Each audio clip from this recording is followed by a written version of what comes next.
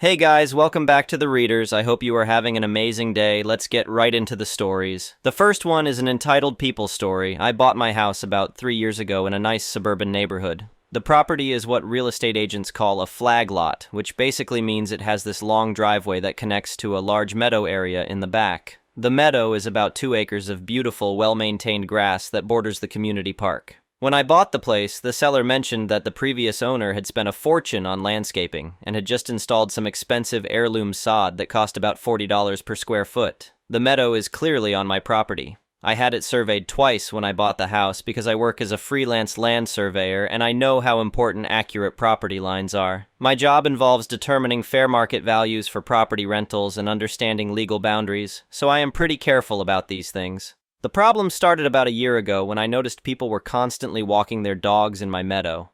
At first I thought maybe they just didn't realize it was private property since it flows naturally into the park area. I put up a small sign that said private property, but people kept ignoring it. That's when I discovered the real issue. The HOA president, let's call her Karen because that's honestly the most fitting name I can think of, was actively directing people to use my meadow. I found out she had been telling dog walkers and photographers that they could use the space because it looked better for photos than the actual park area. Over the past year, I sent Karen 3 polite emails asking her to stop directing people to my property. The first email was very diplomatic. I explained that while I didn't mind the occasional dog walker cutting through, having large groups and professional photographers was getting out of hand. I mentioned that the expensive sod was getting damaged and asked if we could work something out. Karen's response was basically to ignore me. The second email was a bit more firm. I attached a copy of my property survey and explained that I would need to start charging a usage fee if the HOA wanted to continue using my land for community activities. Again, no response. The third email was sent certified mail and included a formal notice that any commercial use of my property would be subject to rental fees based on fair market value. I even included a rate sheet showing what similar venues in our area charge for events. Karen finally responded to that one, but only to say that I was being unreasonable and that the meadow was basically part of the community space anyway. That brings us to 3 weeks ago on a Friday afternoon. I had been out of town for work, surveying a large commercial property about 2 hours away. I was exhausted and looking forward to a quiet weekend at home. As I pulled into my driveway around 6 in the evening, I could not believe what I was seeing. There was a massive white tent set up in my meadow. I'm talking about one of those professional wedding marquee tents that probably costs thousands of dollars to rent. There was a wooden dance floor, string lights everywhere, and a full catering crew setting up what looked like a 5-course dinner service. I parked my truck and walked over to the tent area, completely confused. A guy in a catering uniform was directing other workers on where to set up tables. I approached him and asked what was going on. He told me they were setting up for some kind of anniversary celebration for the community. When I explained that this was my private property and I had not authorized any event, he looked confused and pulled out a folder. He showed me something called a venue authorization form that had been signed by Karen, listing her as the property contact and event coordinator. I was furious, but I tried to stay calm. I asked him who had hired them and how they had gotten permission to use my land. The catering manager said that Karen had handled all the logistics and had assured them that the property owner had donated the space for the community event. He showed me the paperwork, which clearly stated that Karen had full authority to authorize the venue usage. Just as I was trying to figure out what to do next, Karen showed up. She was wearing this fancy dress and carrying a clipboard, clearly in full event coordinator mode. When she saw me talking to the catering staff, she marched over with this huge fake smile on her face. She greeted me like we were old friends and said something about how excited she was that I could make it to the setup. I told her that there seemed to be some confusion because no one had asked my permission to use my property for this event. Karen's response was exactly what I expected from her. She got that condescending tone that she always uses and told me not to be selfish. She said it was for the 50th anniversary community gala and that it was all about the spirit of the neighborhood. Then she added that the park's grass was too patchy for the mayor to walk on, so they needed to use my meadow instead. I could feel my blood pressure rising, but I forced myself to stay professional. I told her that this was private property and that I had never agreed to host this event. Karen just laughed and waved her hand dismissively. She said that everyone knew the meadow was basically community space anyway and that I was making a big deal out of nothing. That's when I made a decision that would change everything. Instead of calling the police right away, which is what my first instinct told me to do, I pulled out my phone and started recording. I told Karen very clearly that this was my private property and that if she was going to host this event here, she was agreeing to my private event hosting terms. Karen barely looked up from her clipboard and said something like, "Whatever you say, honey," in the most dismissive tone possible. Then she walked off to yell at someone about flower arrangements. I stood there for a minute watching this whole production happening on my property. There were easily 50 people working on setup. Professional florists, lighting technicians, servers, bartenders, the whole works. This was clearly going to be a massive event. That's when I realized this was my point of no return moment. If I called the police now, Karen would get maybe a $200 trespassing fine and the whole thing would be over. But if I let this event happen, she was going to owe me a lot more than that. I went into my house and pulled up the fair market value research I had done earlier in the year when I was trying to negotiate with Karen about the dog walking situation. I had already calculated what similar venues in our area charge for private events. Wedding venues in our county typically charge anywhere from $3,000 to $7,000 for a base rental fee, plus additional charges per guest for larger events. I typed up what I called a commercial use fee schedule and printed it out on my letterhead. The base rental fee for last-minute venue usage was $5,000. The per-guest fee was $50 per person for events over 50 people. There were additional charges for cleanup, restoration of damaged landscaping, and use of the property for commercial photography or videography. I grabbed a wooden stake from my garage and posted the fee schedule right at the entrance to the tent area. I also took photos of the sign with my phone, making sure to capture the timestamp. By this point, it was getting dark and the event setup was clearly going to continue well into the evening. I could see that this was going to be way bigger than I had originally thought. There were at least 6 different vendor trucks parked on my grass, and more were arriving every hour. I put on a high-visibility vest and grabbed a clipboard and one of those manual clickers that they use for counting people at events. I was not going to hide in my house while this happened. If Karen wanted to use my property as a commercial venue, I was going to document everything properly. The next morning, which was Saturday, I got up early to see how the setup had progressed overnight. The transformation was incredible and honestly pretty impressive. The tent looked like something out of a high-end wedding magazine. There were elegant table settings, a full bar setup, a professional DJ booth, and even a small stage area. I could also see that my beautiful meadow was getting completely destroyed. There were deep tire tracks from all the delivery trucks. The expensive heirloom sod was torn up in multiple places where they had driven stakes for the tent. There were already scattered pieces of trash and equipment all over the place. I spent the morning documenting everything. I took detailed photos of all the damage to the landscaping. I measured the tire tracks and photographed the areas where the sod had been torn up. I also discovered that they had set up a full liquor service, which technically required a special permit for serving alcohol on that specific plot of land. Around noon, the guests started arriving for what was apparently a very fancy community celebration. I stationed myself near the entrance with my clipboard and counter, clicking for every single person who entered the event. Some people gave me weird looks, but I just smiled and kept counting.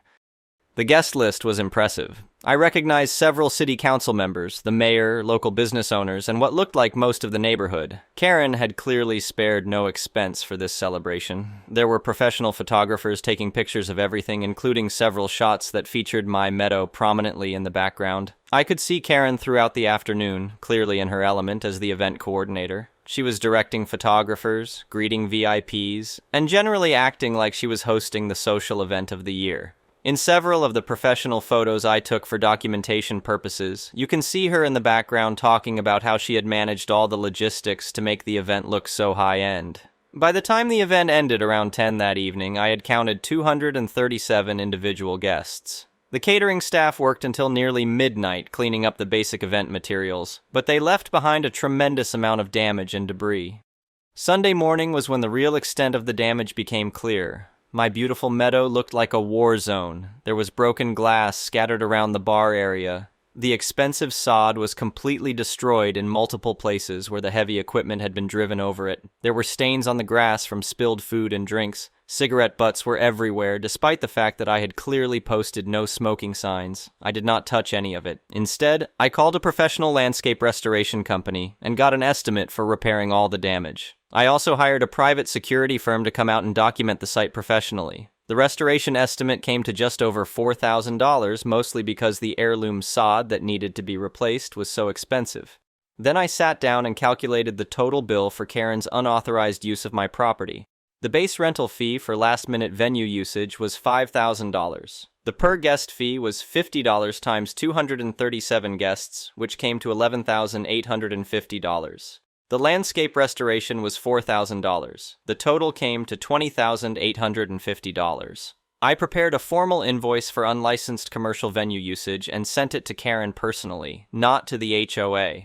I also sent copies to my attorney and made sure to BCC him on all communications going forward. The invoice was very professional and detailed. It included photos of the damage, copies of the fee schedule that had been posted at the event, timestamps on all the documentation, and the restoration estimates from the landscaping company. I also included screenshots from the professional photos that had been taken at the event, showing Karen clearly acting as the event coordinator.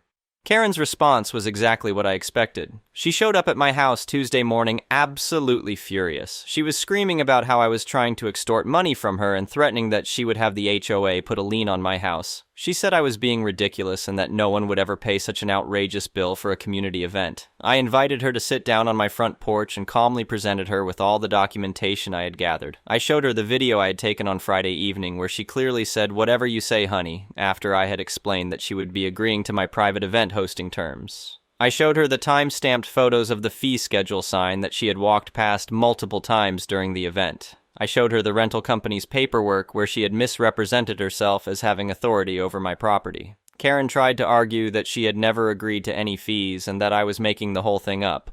I pulled out my phone and played the video again, pointing out that she had clearly acknowledged my statement about hosting terms even if she had been dismissive about it. Then I explained something that I don't think Karen had considered. When she signed that venue authorization form with the catering company, she had legally represented herself as having authority over my property. This meant that not only was she personally liable for the unauthorized use, but she had also potentially created legal liability for the HOA as an organization. The real turning point came when I told Karen that I had already sent a copy of the invoice to the entire HOA board. I explained that I wanted to make sure they were aware of the situation in case they wanted to handle it as an organizational matter rather than a personal one. That got Karen's attention real quick. She started asking me what I meant about sending it to the board, and I could tell she was starting to realize that she might have gotten herself into bigger trouble than she had anticipated. It turned out that Karen had told the HOA board that the landowner, meaning me, had donated the use of the meadow for the anniversary celebration as a tax write-off. She had apparently presented the whole event as a generous community contribution on my part, which explained why the board had been so supportive of her elaborate planning. When the board members received my invoice and saw the documentation showing that Karen had completely misrepresented the situation, they were not happy.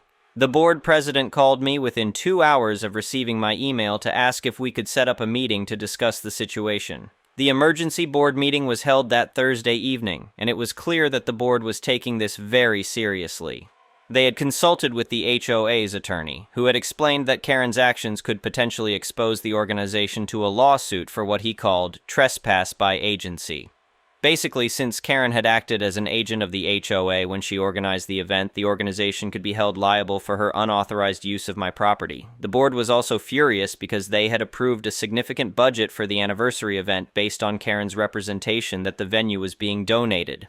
They had spent thousands of dollars on catering, entertainment, and decorations under the assumption that the venue cost was covered. During the meeting, Karen tried to defend herself by arguing that everyone in the neighborhood knew that my meadow was basically community space. She claimed that the previous property owner had allowed people to use it and that she had just assumed the same arrangement was still in place. I presented my documentation showing the 3 formal emails I had sent over the past year, specifically asking her to stop directing people to use my property. I also showed the certified mail receipt from the 3rd email where I had explicitly stated that any commercial use would be subject to rental fees. The board reviewed all the evidence and made a decision that surprised me. Instead of trying to negotiate down the invoice or fight it legally, they voted unanimously to remove Karen from her position as HOA president and to refuse to use organizational funds to pay for her legal defense if I decided to pursue the matter in court. The new board president explained that they could not risk having the HOA held liable for Karen's unauthorized actions, especially when she had clearly ignored multiple warnings about the property boundaries. They also felt that her misrepresentation of the venue donation had damaged the organization's credibility and financial planning. Karen was obviously devastated by this turn of events. Losing the HOA presidency was clearly something she had not anticipated, and the board's refusal to back her up legally left her facing the full $20,000 invoice on her own. Over the next 2 weeks, Karen's attorney contacted my attorney to see if we could work out some kind of settlement. It became clear that Karen did not have $20,000 just sitting around to pay the invoice. Her lawyer explained that while she disputed some of the charges, she was willing to negotiate a settlement to avoid having to go to court. My attorney advised me that while we could probably win the full amount in court, it might be worth considering a settlement to avoid the time and expense of litigation. We agreed to settle for $15,000, which Karen would pay over 6 months to avoid a civil judgment that would have garnished her wages. To come up with the settlement money, Karen had to sell her luxury SUV and take out a personal loan. I know this because she made sure to tell everyone in the neighborhood about how I had forced her to give up her car. Most of the neighbors had seen the documentation and the board's response, though, so there wasn't much sympathy for her situation. The resolution of the legal matter was just the beginning of the changes in our neighborhood. The new HOA board was much more professional and respectful of property boundaries. One of their first official acts was to have the entire neighborhood resurveyed and to create a formal easement agreement that clearly acknowledged my property boundaries. The agreement included a 10-foot buffer zone around my property where no HOA activities could take place without written permission. This buffer zone was marked with professional boundary markers and landscaping that made it very clear where the community space ended and my private property began. I used the settlement money to install exactly what I had been planning all along. I hired a professional fencing company to put up a beautiful 6-foot privacy fence around the entire perimeter of my meadow. The fence is made of natural cedar and has decorative post caps that actually complement the neighborhood aesthetic quite nicely. I also installed a large, professionally made sign right at the entrance to my driveway that clearly states private property, no unauthorized use. The sign is positioned so that it is clearly visible from Karen's living room window, which I admit gives me a little satisfaction every time I see her looking out at it. The best part of the whole situation is that my meadow is actually more beautiful now than it was before the event. The landscape restoration company did an amazing job repairing all the damage, and they were able to match the original heirloom sod perfectly. They even improved the drainage in a few areas where there had been some minor issues. Karen ended up moving out of the neighborhood about 6 months later. I heard through the community gossip that she and her husband decided they needed a fresh start somewhere else. The house sold quickly, and the new owners are much more respectful of property boundaries. The new HOA president reached out to me a few months after everything was resolved to see if I would be interested in joining the board. I politely declined, but I appreciated the gesture. I explained that my work as a land surveyor keeps me pretty busy, and I prefer to stay out of community politics. Looking back on the whole experience, I learned a lot about the importance of documentation and standing up for your property rights. If I had just called the police that Friday evening when I discovered the event setup, Karen would have gotten away with a small fine and probably would have continued to ignore my property boundaries. Instead, by allowing the event to proceed while documenting everything properly, I was able to hold her accountable for the full cost of her unauthorized use of my property. The key was having a clear understanding of fair market values and being prepared to follow through with legal action if necessary. I also learned that sometimes you have to be willing to be seen as the bad guy in order to protect your rights.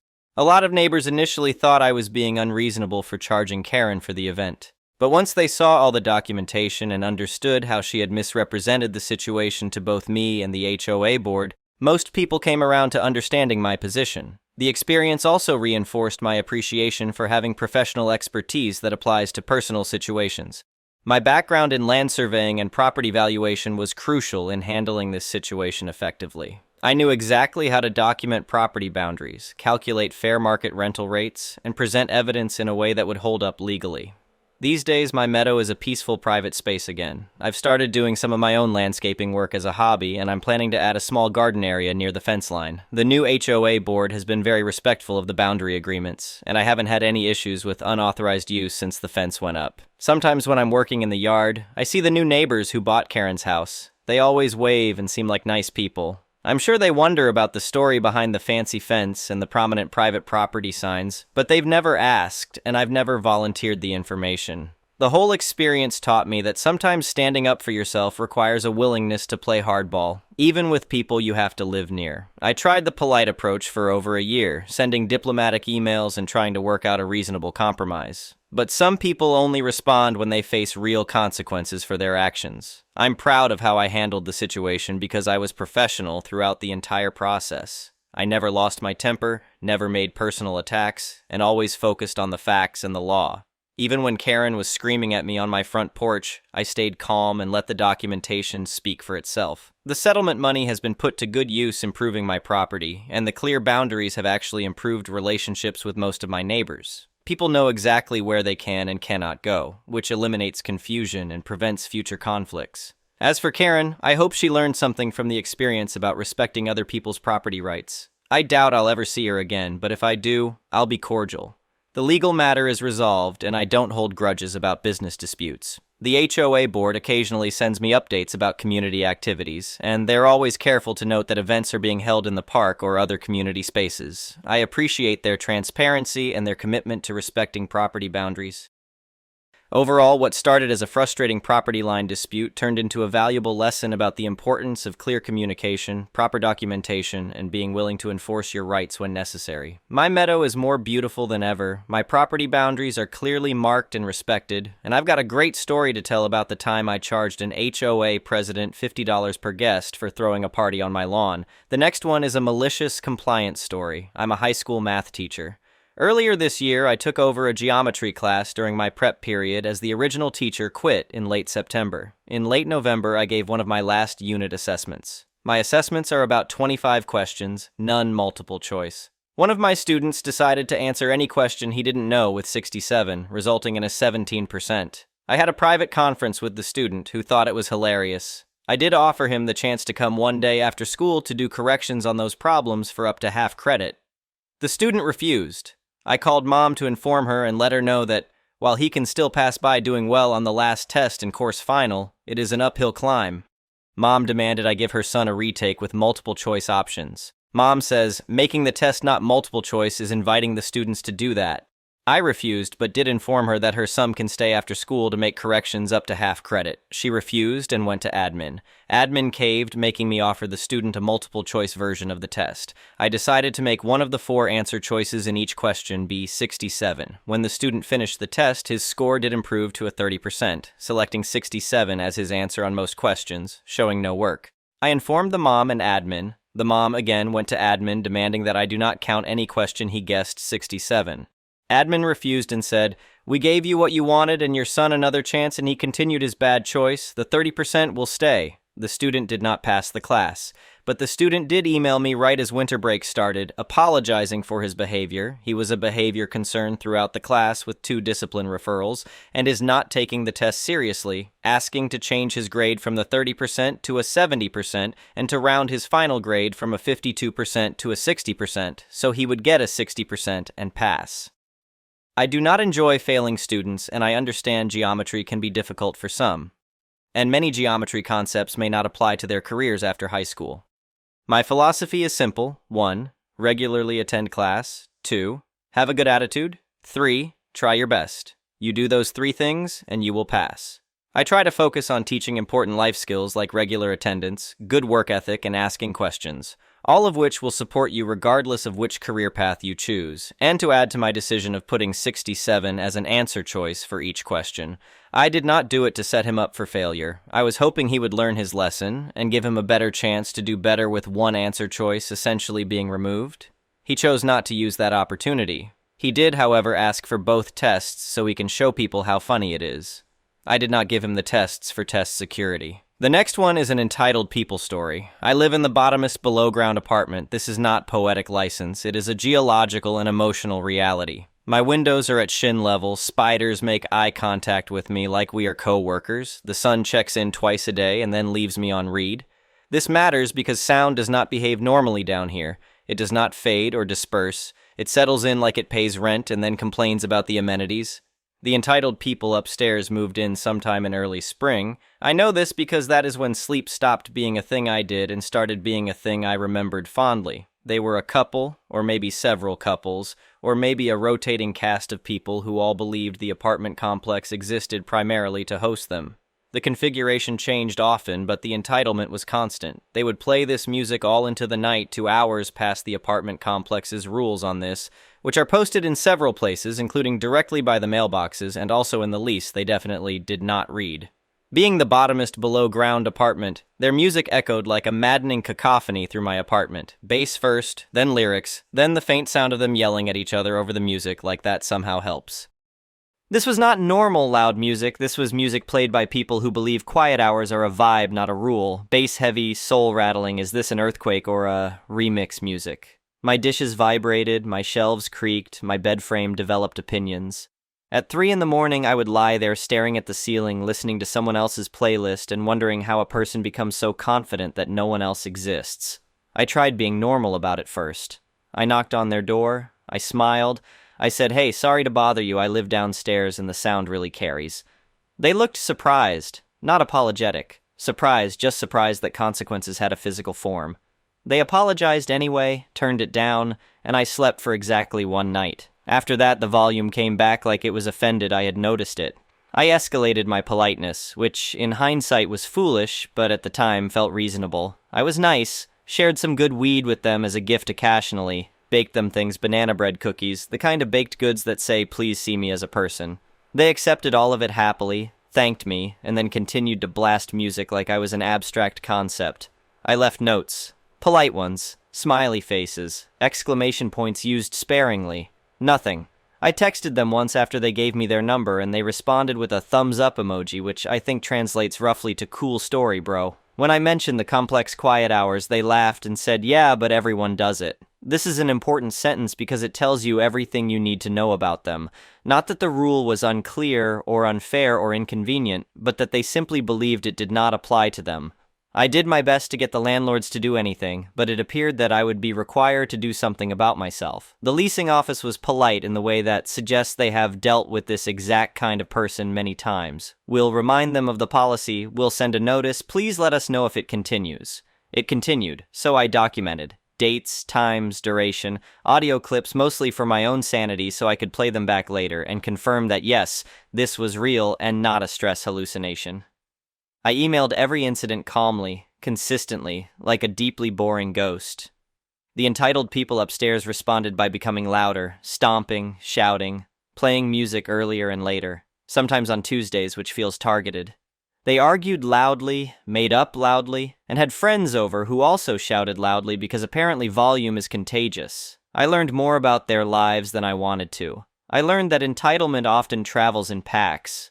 At one point, they knocked on my door to tell me to stop complaining. They said they pay rent too, as if rent includes a subwoofer endorsement. They told me if I didn't like noise, I shouldn't live in an apartment, which is a wild thing to say to someone living underground beneath them.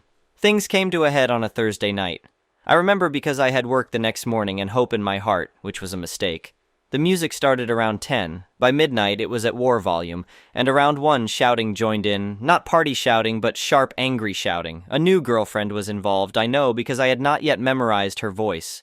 Doors slammed, something broke, and the music cut off abruptly, which somehow made the yelling feel louder. Then sirens, red and blue lights flickering through my tiny window like a rave sponsored by consequences. The cops showed up, clipboards came out, voices dropped into that tight controlled register people use when they realize things have gone too far. This is when my brain did a small but meaningful click because I remembered something important. Police involvement violates the lease. Noise complaints are one thing. Police visits are another. Entitled people rarely believe rules apply to them until uniforms are involved. I did not insert myself. I did not exaggerate. I simply logged what happened like I always did and waited. The next morning, I emailed the leasing office. Factual column attached my documentation mentioned the police presence. I did not accuse or editorialize. I let the facts sit there and do the heavy lifting. Things moved very quickly after that. The entitled people got a warning, then another, then a notice. The music stopped for a week and I slept like the dead, which felt unfairly luxurious. Then it came back. Cautious at first, like a child testing boundaries, and then full force again because they genuinely believed they would get away with it. I kept documenting. Every stomp, every late-night baseline, every violation. I sent weekly summaries. I used bullet points. I was a nightmare, but a polite one.